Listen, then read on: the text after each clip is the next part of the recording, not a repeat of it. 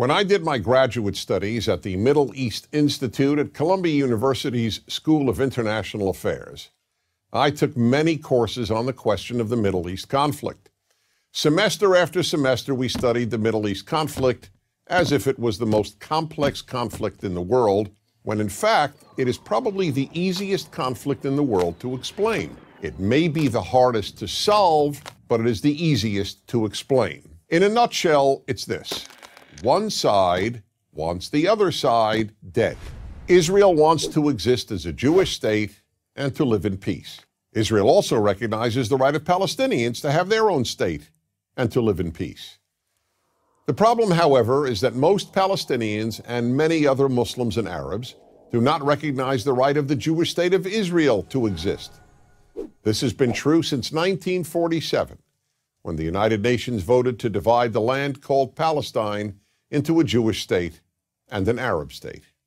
The Jews accepted the United Nations partition, but no Arab or any other Muslim country accepted it.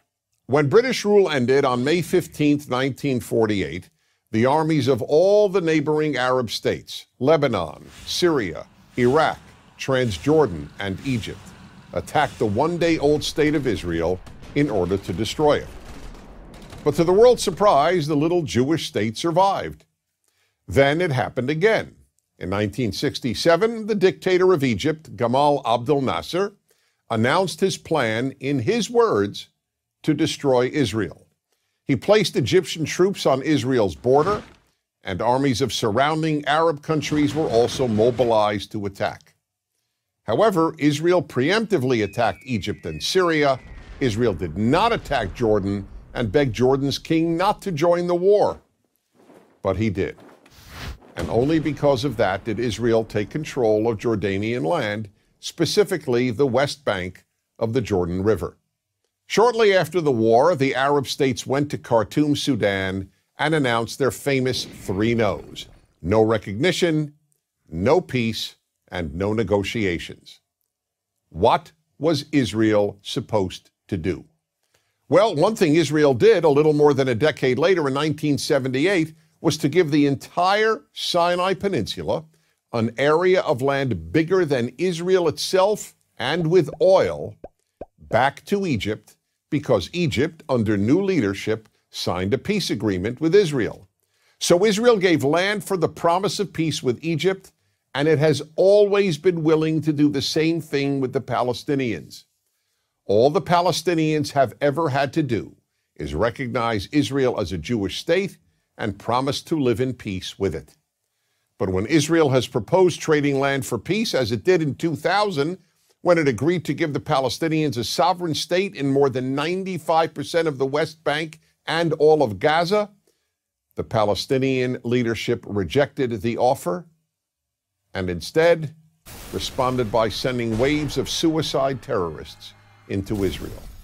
Meanwhile, Palestinian radio, television, and school curricula remain filled with glorification of terrorists, demonization of Jews, and the daily repeated message that Israel should cease to exist. So it's not hard to explain the Middle East dispute. One side wants the other dead. The motto of Hamas, the Palestinian rulers of Gaza, is, "We love death as much as the Jews love life."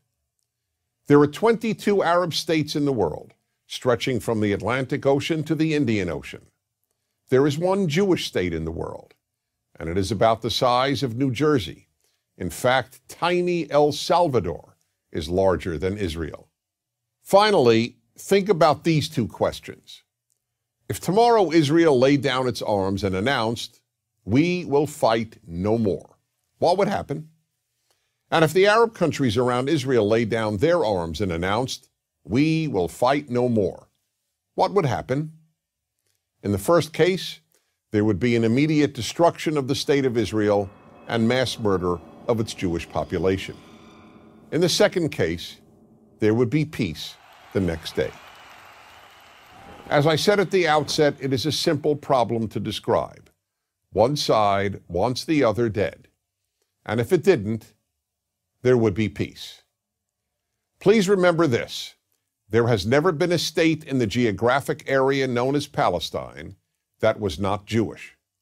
Israel is the third Jewish state to exist in that area. There was never an Arab state, never a Palestinian state, never a Muslim or any other state. That's the issue. Why can't the one Jewish state the size of El Salvador be allowed to exist? That is the Middle East problem. I'm Dennis Prager.